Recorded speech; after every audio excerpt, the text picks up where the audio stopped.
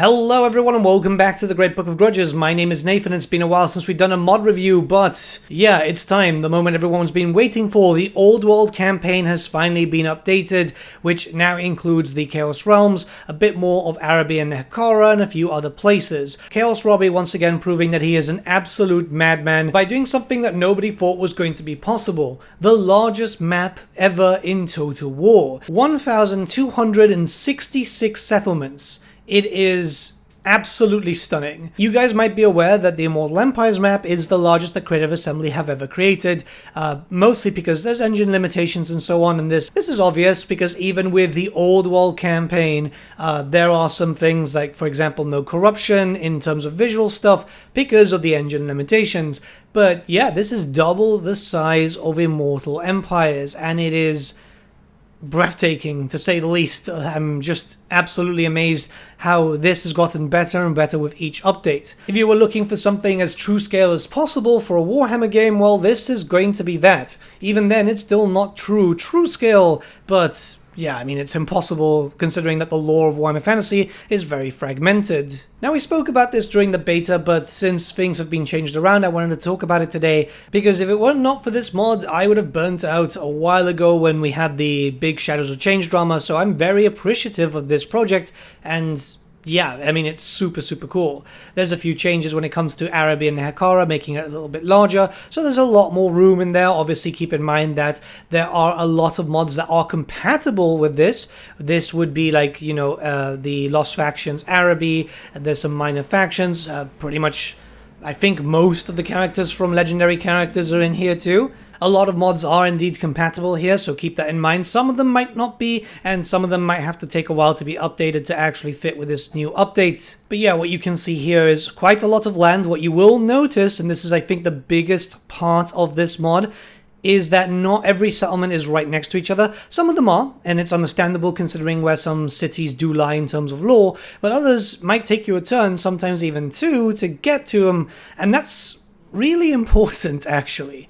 This is a big thing why the Immortal Empires does feel like the campaign is not so good in some places, and why so many people are sick of settlement battles. It's because everything is so close. You're not getting the war in Total War, you're getting settlement hopping. Again, engine limitations for what they wanted to do, so it's not really Creative Assembly's fault. And with this update, we're getting a lot more geographical diversity here. A small portion of the Mountains of Morn has been added in, which is actually quite good. This allows for more ogre minor factions and so on. You're slowly getting everyone there, and naturally then a portion of the Chaos Wastes, where you'll be able to play as Tamokan. This is also where one of the Dragon Children starts now too, which is pretty good. Plus a few modded factions start up here if you're using specific mods. In general, it's just a lot of territory. You've got the nice big push there with Archeon if you decide to push all the way down. It does look like there is extra little bits over here of land, so I'm imagining it's just like adding in some flavor and so on. I don't think that there's supposed to be any extra map expansions. I'm not sure if Robbie actually found the full hard limitation. I'm curious what the full limitation could be. I mean, it would be insane if we had a 5,000 settlement map, but I really don't think people would want that anyway, because at certain points, turn times just become absolutely ridiculous, and even I can say that too. Even when you're in the faction selection screen, you're not really getting the full scope and scale on how massive this map is. There's a lot of factions, by the way, and a lot of minor ones. If you want to play as a minor faction, if you don't want as a legendary lord, or if you're modding your own stuff, the main thing here is that you're going to see a lot of diversity through the factions. So you're not going to be stuck seeing the same thing over and over. Sure, it's going to be concentrated in certain locations. If you're in the Empire, you're going to see a lot of Empire. If you're in Bretonnia, you're going to see a lot of Bretonnia. It's just how it's supposed to be. But perhaps the biggest addition is the Realms of Chaos. They have been added in a smaller form to each corner of the map, meaning that you can go to the realm of Nurgle, you can go to the realm of Tzeentch, Slaanesh, and Khorne. These realms have a bunch of one settlement provinces dedicated to each of the respective gods. They're all stylized to look as the stuff that you've seen from the Realm of Chaos map. Rest in peace to that map. So you're going to play as a monogod faction, you want to start off from there and then push your invasion out? You can.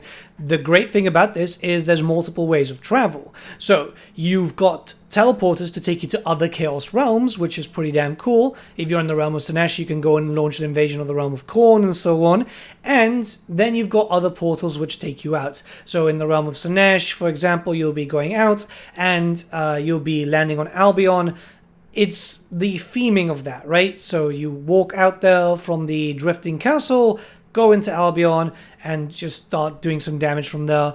I think it's a really cool system of how to implement it. It's essentially you have to push your way into the Chaos Realms itself, and these are immaterium areas, which means that if you are a faction that isn't a Chaos faction, like a demon and so on, you will take heavy losses to disincentivize you from actually going into the realm of chaos, which I think is quite cool because it stops AI factions from going in there to build up, you know, a human faction, a Cathayan faction going into the realm of Khorne, for example, because they just won't survive. It's like minus 25 control, minus 25 growth, and a bunch of other negatives. It's a much better system than I was expecting. It definitely adds in a lot of flavor there. It's good to see the Chaos Realms being implemented in some way, shape, or form. Because let's be completely honest here, there's a lot of assets for the Realms of Chaos, like battle maps and just in general assets and doodads and so on, and they just don't get used in the Immortal Empires map because we don't have the Realms of Chaos and we don't have any way to get into the realms.